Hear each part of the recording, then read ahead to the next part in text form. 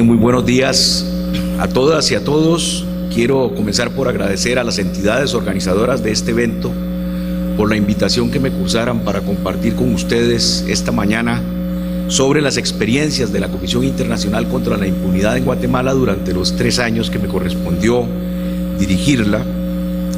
Oportunidad que además me permite saludar a viejos amigos que tengo en este país desde hace muchísimos años y que me hacen querer mucho a Honduras, donde incluso tengo familia.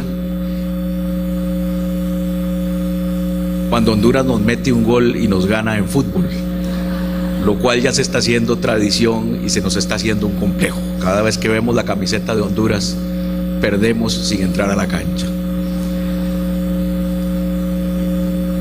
Yo creo que para ubicarnos sobre el trabajo de la Comisión Internacional contra la Impunidad en Guatemala, debemos retomar y clarificar los conceptos de seguridad y justicia que corresponden a las ideas o a las definiciones de política criminal, política de prevención criminal y política de persecución penal. Sobre política criminal se han elaborado muchísimos documentos de carácter doctrinario, pero yo quiero verlo desde un punto de vista muy pragmático.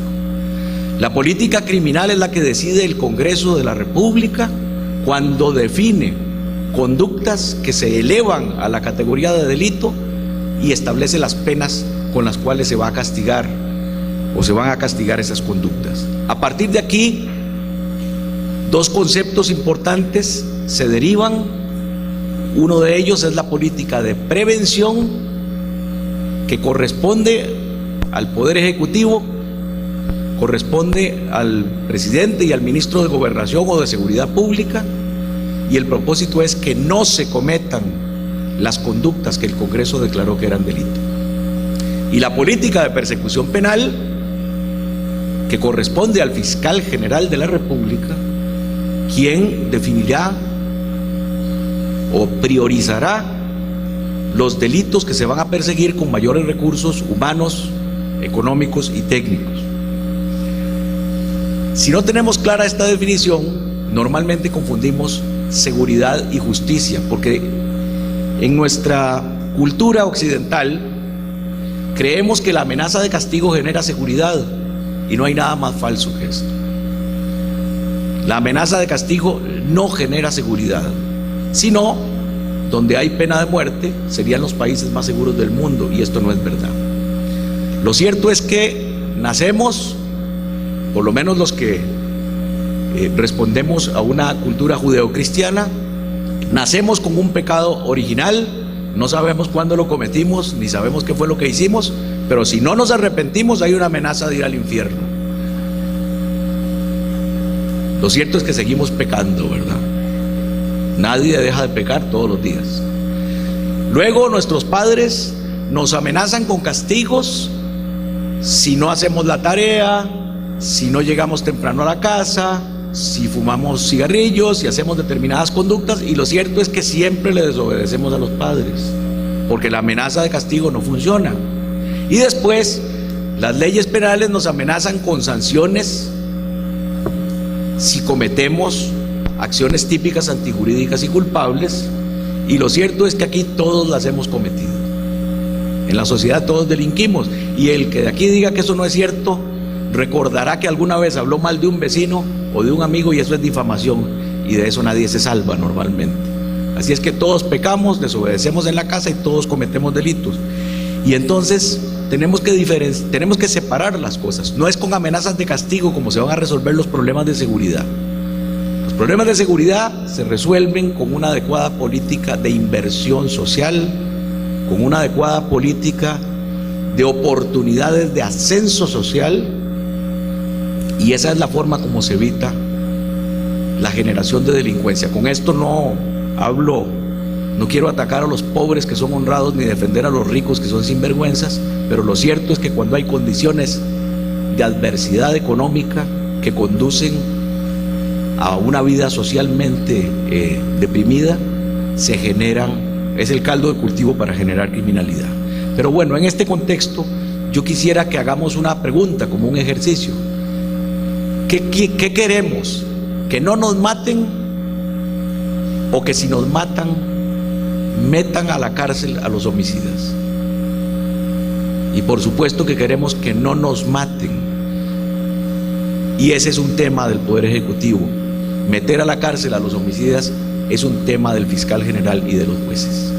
Y entonces tenemos que separar los centros de responsabilidad, porque si los mezclamos, seguimos con amenazas de castigo, con políticas de tolerancia cero, con el derecho penal del enemigo y con una serie de recetas que no conducen a crear seguridad y mucho menos a generar justicia. En el caso de la CICIG, la Comisión Internacional contra la Impunidad en Guatemala, es una institución que se creó por un convenio entre el secretario general de Naciones Unidas y el gobierno de Guatemala, debidamente ratificado por el Congreso, a petición de la sociedad civil, que luego el gobierno canalizó ante Naciones Unidas, para que viniera una fuerza multinacional de justicia que sin intereses locales persiguiera la criminalidad y redujera los índices de impunidad que se calculaban en un 93% para el momento en que llegó la CICIG a Guatemala.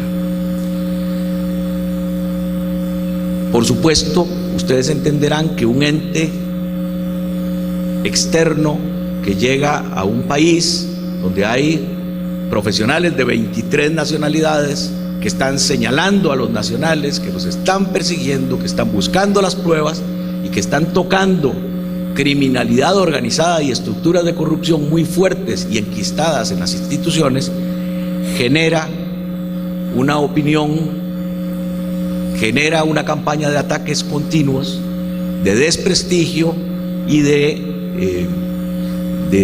descalificación constante. Y entonces se va creando la idea de que una institución como la CICIG puede perder en la misión que lleva, que puede salir derrotada de Guatemala, que puede frustrar las expectativas de los guatemaltecos. Y yo quiero señalarles algo. Igual que cuando un buen fiscal general está dando en el clavo contra las estructuras criminales, contra delincuentes poderosos, recibe constantemente ataques y críticas, la CICIG recibe constantemente ataques y críticas en Guatemala porque está haciendo su trabajo correctamente. Cuando de un fiscal nadie habla mal, cuando un fiscal pasa desapercibido en una sociedad, está muy cómodo en su silla, las cosas le van muy bien, ténganlo por seguro que no está trabajando. O peor aún, está trabajando en la ruta equivocada. Por el contrario, cuando son imputados poderosos que manejan sectores económicos, que mueven columnistas, que mueven a sectores de la prensa, que hacen campañas de desprestigio para acabar con el fiscal general o con la CICIG o cualquier institución similar, esto implica que el trabajo se está haciendo bien. Y en el caso de una CICIG, si se pudiera reproducir el modelo en otro país, hay que tener clara una cosa: una misión internacional como esta nunca gana o pierde, porque su misión es ir, investigar, señalar y llevar a juicio. Si las cosas no las hacen bien los nacionales, si no aprovechan la oportunidad, el que pierde es el país anfitrión, no es la misión. Veamos bien, la Comisión Internacional contra la Impunidad en Guatemala tiene un mandato con muchas funciones, pero lo podemos resumir en 3 áreas importantes. La proposición de reformas al sistema de justicia para que sea una justicia ágil, eficiente y eficaz, es decir, una justicia pronta, cumplida y verdadera. Pero ¿qué pasa si estas propuestas no las aprueba el Congreso? Depende de la voluntad de los guatemaltecos, no es voluntad de la misión internacional. Se rinden informes temáticos para la adopción de decisiones y para la decisión de políticas públicas, y esto se presenta al gobierno. ¿Qué pasa si el gobierno no las acepta, si no las implementa, si no las lleva a efecto? La misión no pierde, pierden los guatemaltecos. Se investiga directamente a las redes criminales, se recopilan pruebas y se presentan esas pruebas con los imputados ante los jueces. Pruebas técnicas realizadas por profesionales, policías y fiscales de excelencia en sus países, de 23 nacionalidades distintas, y cuando esto se presenta ante los jueces y se absuelven las causas, los que pierden son los guatemaltecos. De manera que hay siempre una campaña de desprestigio, de descalificación. ¿Por qué? Porque se están enfrentando enemigos poderosos. No es porque se está contemporizando con las redes criminales o con las estructuras de poder. Cuando una misión pasa sin pena ni gloria, cuando no se le menciona, cuando no se le ataca, quiere decir que no está trabajando, y vuelvo otra vez a compararla con el ejemplo del fiscal. Ahora, la CICIG ha hecho informes temáticos muy importantes. Yo rescato 3 informes. El informe de adopciones, a partir del cual se han iniciado causas contra redes criminales de tráfico, trata de niños. Un informe de armas que demuestra que Guatemala es el principal exportador de armas de Centroamérica y sin embargo no tiene fábrica. Y el informe de jueces de la impunidad, donde se señalan 18 nombres de jueces que con sus resoluciones han favorecido a las redes criminales, cometiendo prevaricatos que están probados con sus sentencias. Se han llevado unas decenas de casos ante los tribunales, de los cuales solo uno se perdió, que es el caso del expresidente Portillo. Un caso muy interesante, donde se sacó del Ministerio de la Defensa 192 millones de quetzales a la cuenta de una persona que giró 2 cheques que se depositaron en las cuentas personales del entonces presidente y de su señora, y esa es la prueba. Y para absolverlo tuvieron que decir que el presidente de la República no es responsable de los fondos públicos. Ustedes me dirán si eso es correcto. Yo creo que no hay que ser abogado para saber que esta es una resolución criminal. Es decir, los jueces cometieron esa absolutoria, para decirlo en términos más claros. En este contexto, quienes pierden son los jueces. Bueno, al final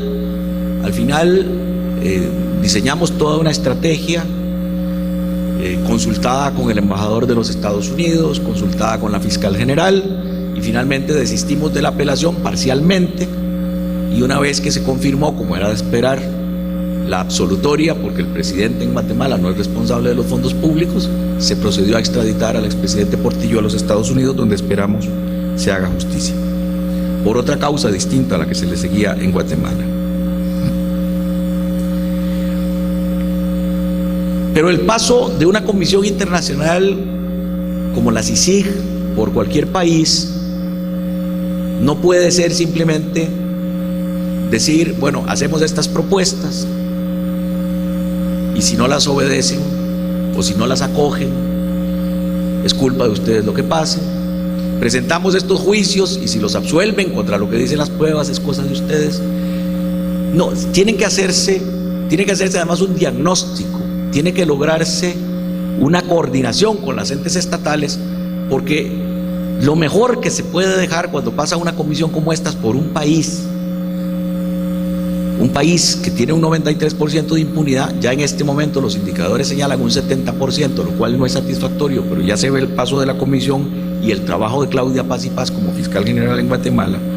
Yo creo que además de todos los señalamientos, de todas las propuestas, como les decía, tiene que buscarse una armonía con las instituciones estatales, tiene que haber una labor política para poder convencer a las autoridades locales de articular al Estado frente a la criminalidad organizada.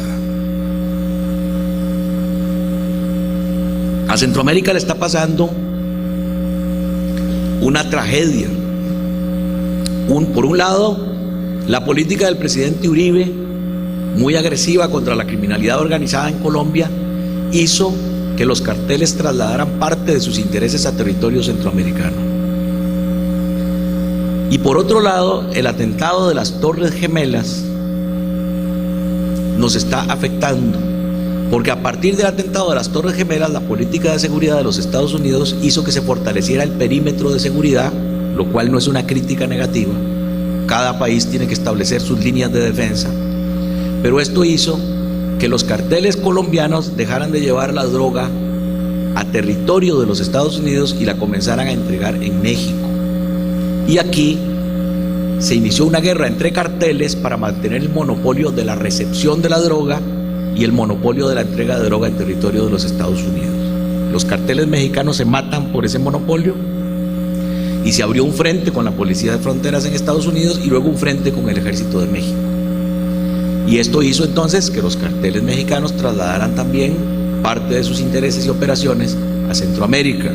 Y nuestros países, muchos o algunos, tienen debilidad institucional para enfrentar este fenómeno, pero la totalidad de los países no estaba preparado para enfrentar este fenómeno. Y entonces, en ese contexto, la CICIG ha hecho una propuesta de 7 puntos importantes para Guatemala que creo que se aplican en todo el mundo. No fue que en la CICIG nos sentamos e inventamos cómo resolver el tema de la criminalidad organizada o se nos ocurrió qué sugerir, sino que tomamos en cuenta las experiencias de otros países como Italia, como España en el tema de la ETA, los mismos Estados Unidos en el tema con la DEA y otras experiencias como Colombia, y de ahí derivamos los 7 puntos que permitirían a países como los nuestros, pero con carácter de urgencia, implementarlos para articularse y combatir la criminalidad organizada con relativo éxito. Veamos que el crimen organizado, estructuradas exactamente igual que las empresas lícitas. Si nosotros ahora tomamos una empresa cualquiera, y no digo nombres para no mezclar el tema y no herir a nadie, pero si tomamos una empresa cualquiera, vemos que hay un departamento de contabilidad, de proveeduría, de producción, de distribución, de exportación. Y vean, esto lo he dicho muchas veces, los capos del crimen organizado no se levantan en la mañana a frotarse las manos pensando en cuántos se van a intoxicar ese día con cocaína. Los que trafican armas no se levantan en la mañana pensando en el placer que les va a causar que se mate mucha gente con las armas ilegales. Se levantan en la mañana consultando cuánta plata ingresó el día anterior y cuánta plata se espera para ese día y cuánto dinero van a tener al final de la semana, y así llevan sus finanzas. ¿Por qué? Porque el crimen organizado se trata de una empresa para lucrar, y al igual que cualquier empresa lícita, a estas empresas ilícitas el dinero les da poder, les da capacidad de maniobra, capacidad de corromper y capacidad de violencia. Y entonces hay que descabezar estas empresas, hay que desarticularlas y hay que quitarles el dinero, porque lo que les da poder es el dinero y es por donde tenemos que empezar. Pero ¿qué sucede? Son empresas con muchísimo dinero contra estados que no tienen dinero. Son empresas muy organizadas contra estados desorganizados. Y con los pocos recursos que tenemos, lo que debemos hacer es organizarnos para tener éxito frente a este fenómeno. Y entonces, dentro de esta propuesta, el punto número 1 es la creación de fiscalías élites.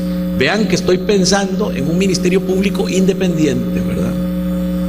No estoy pensando en un ministerio público que se subordina a los deseos políticos. Estoy pensando en un fiscal general que toma sus decisiones sin consultar con nadie más, porque asume su responsabilidad personal frente a la ciudadanía. Entonces, dentro de un ministerio público independiente, pero que tiene que ser jerárquico, porque el independiente es el fiscal general, los fiscales subordinados son subordinados, trabajan por delegación y le deben obediencia al fiscal general, porque si no, no se puede implementar una política de persecución. Este fiscal general tiene que crear fiscalías élite. Una fiscalía élite, ¿por qué? Cuando hablamos de fiscalía élite, todos pensamos que son los supermanes, ¿verdad? No son los supermanes. Es una fiscalía élite, primero, porque los que van ahí van a jugarse la vida mucho más que los demás.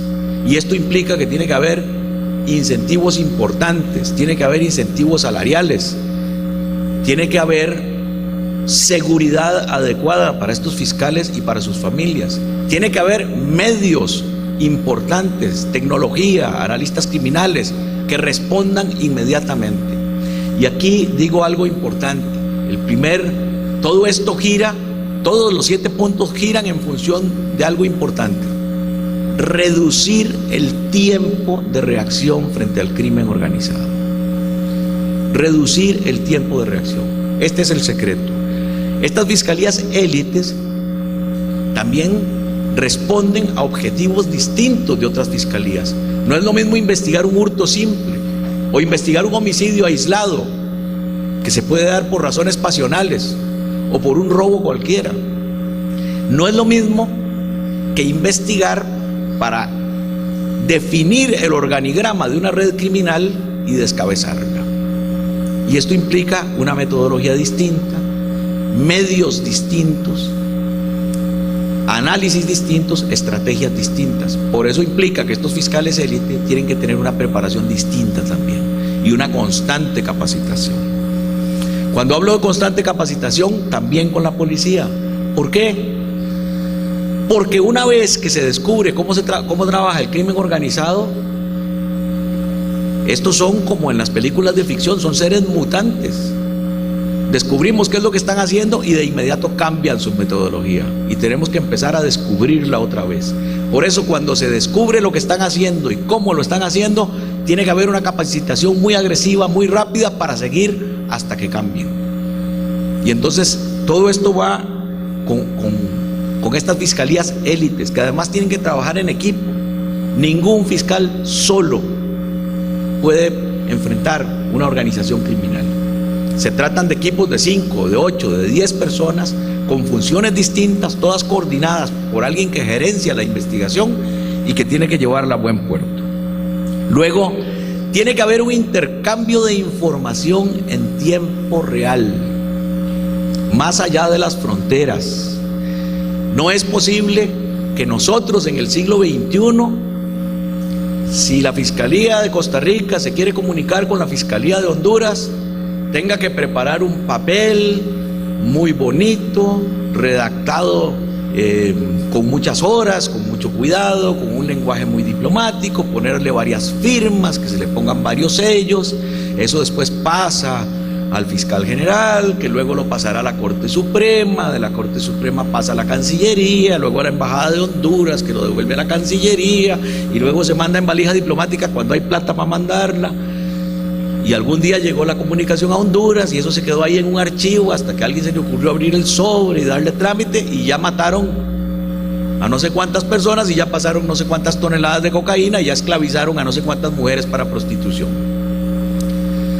Los capos del narcotráfico utilizan teléfonos Iridium, internet y todos los medios de comunicación más rápidos. Y entonces nosotros no podemos seguir pensando en algo que se inventó cuando se viajaba en barco, cuando no había ni teléfono, y entonces llegaba una comunicación de un país y no se sabía si la autoridad realmente la había emitido, y entonces tenía que venir con una cadena calificada de sellos que demostraran la autenticidad. En estos días tiene que procederse con celeridad. El intercambio de información tiene que ser telefónico, por internet, tiene que ser en tiempo real. Y tenemos que avisar, van para allá, tantos se nos escaparon, van 2 toneladas en un barco X, o en un avión, o en un camión, o una persona. Tiene que haber esa coordinación en tiempo real, aunque después legalicemos la documentación. Pero no puede ser que nosotros estemos todavía con sellitos y papeles y esta gente con toda la tecnología.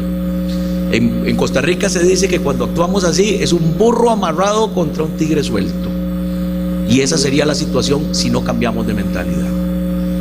Luego, las personas que se encargan de estas oficinas internacionales para el intercambio de información tienen que hacer carrera en estas oficinas, tienen que durar mucho tiempo en estas oficinas, porque esto crea un clima de confianza con sus homólogos de otros países. Imagínense, si yo tengo que llamar a otro país y no conozco a la otra persona, yo tengo que empezar por presentarme, decirle en qué trabajo, explicarle la urgencia de lo que necesito, tratar de influir para que me atienda. Si yo voy a todos los congresos, si voy a todos los encuentros internacionales, si me veo 3 o 4 veces al año con las personas de todas estas organizaciones de los países vecinos, yo simplemente llamo y le digo al encargado en Honduras: mira, te felicito por el gol que nos metieron y nos ganaron el partido. Vieras que me alegro mucho por Honduras, pero bueno, ahora me urge otro tema. Necesito estas pruebas así, así, así, así. Y si el otro me conoce y además ya yo le he atendido algunos requerimientos, está comprometido a servirme exactamente igual. Y entonces trabajamos coordinadamente. Pero tiene que haber carrera en esto. Estas oficinas son muy importantes y no puede ser que cada vez que llegue un nuevo fiscal general destituya a todos los de esas oficinas y encomienda nuevos funcionarios, y entonces volvemos a empezar de cero cuando ya los capos van a años luz. Esto no puede ser. No podemos estar desmantelando la estructura cada vez que hay un cambio. Tenemos que darle continuidad. Luego, bueno, esta oficina es ideal que permanezca en el Ministerio Público y que se canalice ahí todo. ¿Por qué? Porque es el Ministerio Público el que pide las extradiciones, las que pide las cartas rogatorias, pide las comisiones internacionales de asistencia. Bueno, y todo esto tiene que tener una metodología, un acuerdo. Si se mandó mal la solicitud, por lo que fuera, hubo un error, es más fácil que alguien de confianza del país receptor, del estado requerido, ya me diga: mira, se hizo mal, corregí tal cosa y me lo mandás, y le damos camino y subsanamos los defectos. Entonces es mejor que esté esta oficina de intercambio de información en los ministerios públicos. Luego, tiene que haber un sistema muy efectivo de protección de víctimas y testigos. Cuando se va a declarar contra el crimen organizado, hay que ser valiente. Pero nuestras sociedades no obligan a los ciudadanos ni a ser héroes ni a ser tontos. Nadie tiene por qué sacrificarse. Pero el Estado, si es serio, sí le tiene que dar protección a las personas. Y esto cuesta mucha plata, pero como dijo alguien por ahí, la democracia cuesta plata, pero decidimos vivir así. Por eso tienen que pagarse impuestos para cubrir esto. No puede ser que el Estado le diga a un ciudadano: usted viene a declarar, y una vez que declaró y se está jugando su vida, papá Estado le diga: bueno, que le vaya muy bien y que Dios lo acompañe. Eso no puede ser. Nadie está obligado a estos sacrificios. Tiene que haber un sistema claro de protección de víctimas y testigos, lo que no significa que cada testigo tenga que tener un grupo de policías las 24 horas. Tiene que haber una oficina especializada donde haya análisis de riesgos y protocolos de protección de acuerdo a ese análisis de riesgos, que en muchos casos bastará con trasladar a la persona de un barrio a otro o colaborar económicamente con ella para que pueda darle seguridad a su casa, o la instalación de cámaras, o que la policía pase de vez en cuando, o aunque ustedes no lo crean, simplemente con 2 visitas al psicólogo y ya lo calmaron. Todo depende del caso, de la persona, pero hay que actuar con mucha responsabilidad. Es muy importante que haya una policía de investigación criminal profesional. No es la misma policía uniformada. La policía uniformada es la policía de prevención criminal, la que responde a la seguridad, la que se tiene que encargar de que no nos hagan víctimas del delito. La policía de investigación criminal es la encargada de reducir la impunidad trabajando con los fiscales. Son 2 conceptos distintos. La policía uniformada es la policía preventiva y la policía de investigación es la policía represiva. Y tenemos que tener esa diferencia. se trabaja con metodologías distintas, con objetivos distintos. Una cosa es la presencia policial para que no haya delitos, o la anticipación para que no haya delitos, y otra cosa es investigar los delitos con pruebas científicas. Y esta policía en una democracia es muy importante y tiene que tener niveles de independencia muy claros, porque en una democracia la policía de investigación le obedece a las pruebas, no le obedece a los políticos. No puede ser que un político llame a la policía y le diga: métame a este fulano a la cárcel porque no quiero que participe en las próximas elecciones. Un policía con independencia y muy profesional va a denunciar eso, pero lo primero que va a decir es: a mí no me manda ningún político, a mí me mandan las pruebas, yo persigo a quien las pruebas señalen, no a quien señalen los políticos. Y esto es un fundamento básico de la democracia. Por supuesto, esto tiene que ir acompañado con laboratorios criminalísticos, de balística, medicina forense, laboratorios de ADN, etcétera, etcétera. Y darle preferencia a la evidencia física. Y aquí retomo un poco lo que decía de fiscalías élites, protección de testigos y una policía profesional. Tiene que dársele en la investigación prioridad máxima a la evidencia física, porque la evidencia física, bien fijada, documentada, levantada y con cadena de custodia llevada al perito, es una prueba que no miente, no se intimida, no la pueden amenazar, mientras que el testigo sí. Entonces, un fiscal que coordine muy bien con la policía para llevar estos casos contra el crimen organizado a juicio, tendrá que depender en su acusación del menor número de testigos, porque eso implica menos riesgo para la vida de las personas, menos variables, porque los testigos son variables, más situaciones controladas como es la evidencia física, menos inversión en protección y más seguridad de que los casos van a llegar a condena. Es importante, vean que estoy hablando de mucha plata, ¿verdad? Como les decía, esto cuesta plata y hay que cobrar impuestos para eso. No se puede hacer chocolate sin cacao. La plataforma de información policial es una herramienta básica. El manejo de información es lo que le va a dar poder a la policía y a la fiscalía. Tienen que estar enlazados en una plataforma de información todos los registros públicos. Todos los registros públicos. Y además, toda la actividad policial tiene que concurrir en un solo cerebro tecnológico.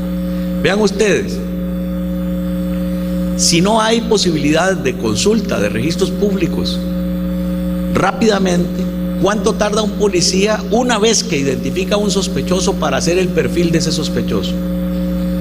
Tiene que ver si es patrono o si es trabajador. Tiene que saber cuántas empresas tiene, cuántos teléfonos tiene, cuántos vehículos tiene, si es soltero, si es casado, dónde vive, qué propiedades tiene, qué inversiones tiene, etcétera. Si tiene que ir a todos los registros de información pública para reunir estos datos, tardará semanas en hacer un perfil.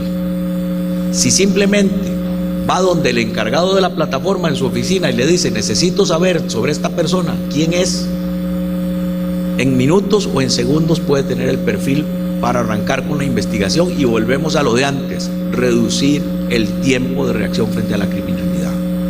Pero si además toda la policía en plantillas y en pantalla va consignando los nombres de los sospechosos, las placas de vehículos, los teléfonos, las tarjetas de crédito y todos los datos importantes, y esa información concurre a ese servidor central donde hay un software que relaciona datos y de repente da una alerta y vienen los analistas y ven las cosas, de repente pueden decir: aquí hay una organización criminal que está trabajando en tales sectores, la conforman tales personas, utilizan tales vehículos y se dedican a tales actividades.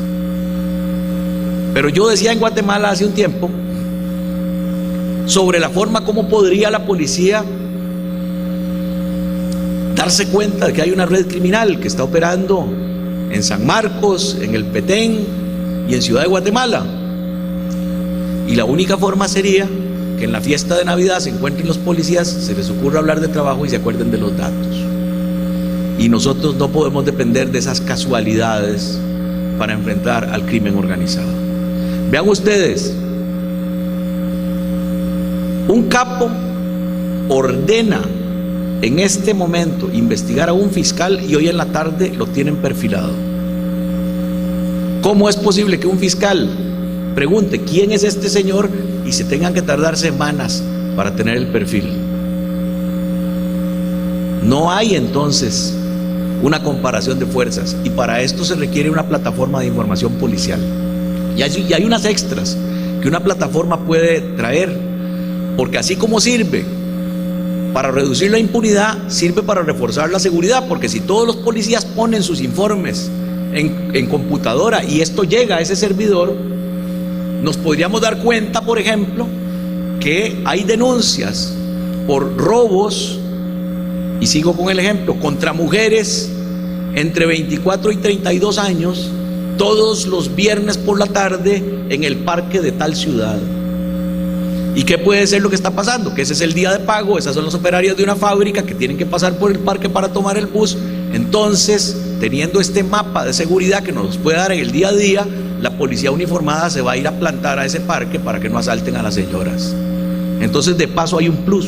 Sirve para investigar, pero también para mapear en tiempo real la actividad de la policía, las denuncias, las zonas de alerta, para poder establecer dispositivos de seguridad. Se tiene que potenciar el uso de formas hasta hace poco desconocidas en nuestros medios para investigar crimen organizado. Miren, para saber lo que hace una empresa, si quisiéramos nosotros conocer lo que está haciendo una empresa poderosa que va a sacar un producto, un teléfono nuevo que le va a ganar a todos los demás, ¿cómo hacemos para saber qué es lo que están haciendo? ¿Cómo hacemos para conocer los secretos? Ocupamos la información de adentro. No hay vuelta de hoja. Y para eso, o alguien de adentro nos cuenta, o le escuchamos las conversaciones a los de adentro. Y entonces ocupamos potenciar el trabajo con el testigo de la corona y potenciar el uso de intervenciones telefónicas con la autorización judicial. Con la autorización judicial. No como abuso policial, sino dentro de las normas de la legalidad. No en vano, ustedes se han dado cuenta cómo cada vez que hay un juicio donde hay un colaborador, se cuestiona la figura del testigo de la corona y se dice, está la fiscalía liberando a un delincuente y esto genera impunidad. Sí, claro, estamos liberando a un delincuente, pero estamos metiendo a la cárcel a 9, a 10, a 12. Y este es un costo de oportunidad. Si decimos, los acusamos a todos, todos quedan libres porque no tenemos pruebas, lo mejor es negociar con alguno legalmente, y a partir de aquí obtener la información de adentro, que por supuesto tiene que ser verificada por otros medios de prueba. La simple declaración de la negociación resulta insuficiente para generar una condena, pero esto ya nos da la información de partida para buscar otros elementos de prueba que nos puedan servir. Y en las intervenciones telefónicas, los estados tienen que plantarse frente a las empresas telefónicas. La que no pueda intervenir los teléfonos rápido y ante la orden de un juez, se le tiene que quitar la concesión del servicio, porque es un servicio público y el principal cliente es el Estado. No puede ser que se emita una orden de intervención telefónica y dure meses para poderse realizar, o que la empresa diga, puedo intervenir celulares y solo de tal región y teléfonos fijos en solo tal otra región. Bueno, si yo soy el capo, yo averiguo cuáles son los servicios, pues, qué es lo que pueden hacer las empresas y contrato la que intervenga menos. No puede ser, tiene que intervenir todo lo que diga el juez, y si no, se van del país porque el servicio no es el adecuado. Se tiene que cancelar la concesión si no responden a los requerimientos judiciales, y tienen que intervenirse los teléfonos en tiempo real. Esto también implica que tiene que haber recursos del Estado para quienes van a oír esas conversaciones, ¿verdad? Para quienes van a discriminar la información. Porque el otro tema es que las empresas digan que sí, que se puede intervenir, pero no tenemos equipo. Y cuando no tenemos equipo, o cuando tenemos el equipo, tenemos el técnico, pero el técnico no tiene con qué trabajar. Y eso me recuerda un chiste que es el del infierno tico, que mejor se los cuento en el café porque no me gustaría contarlo desde aquí. Pero nosotros no podemos seguir con estos obstáculos. Simplemente hay una concesión para una telefónica y si no puede cumplir, se va. Las concesiones se dan para que haya servicios públicos, no para que haya obstáculos a otros servicios públicos, como es el de justicia, que es vital en una democracia. Finalmente, jueces independientes, jueces que no dependan de los políticos ni de los poderosos económicamente hablando para emitir sus fallos. Esto implica que los jueces tienen que ser vitalicios e inamovibles, pero por otro lado con un fuerte sistema de investigación y sanciones, porque hay que tener rendición de cuentas. Pero los jueces tienen que resolver sin temor a quedarse sin empleo, sin temor a sanciones, porque si hacen las cosas a derecho, se les va a respetar.